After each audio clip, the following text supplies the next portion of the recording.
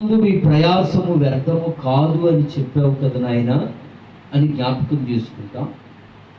చాలా పర్యాయాలు సేవకులైనటువంటి వారు కూడా ప్రభువునందు మీ ప్రయాసము వ్యర్థము కాదు అని చెప్పిన విషయాన్ని మనం వింటాం.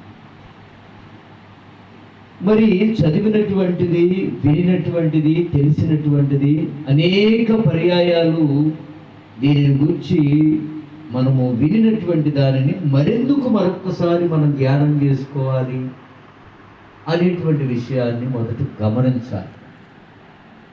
ఏదైనా ఒక సంగతి మనకు తెలిసిందనుకోండి, దానిని గురించే ఎవరైనా చెప్తున్నారనుకో, ఏం చెప్తాం మనం? ఆ విషయం నాకు తెలుసులే అంటాం. అంటే అక్కడితో ఇంకా ఆపేయమని.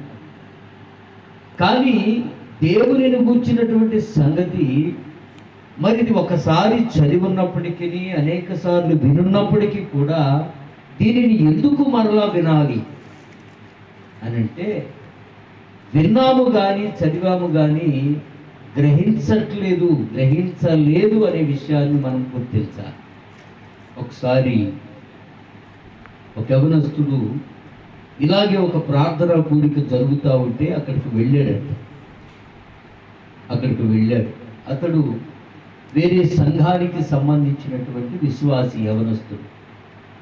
అక్కడికి వెళితే ఆ దైవజనుడు ఒక చోట ప్రార్థన పెట్టి అక్కడికి వెళ్ళాడు ఆ యవనస్తుడు.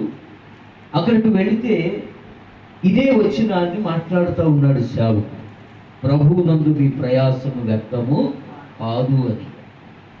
ఇక అది అంశభాగంగా తీసుకుని కొన్ని విషయాలు సేవకుడు మాట్లాడుతూ వచ్చాడు.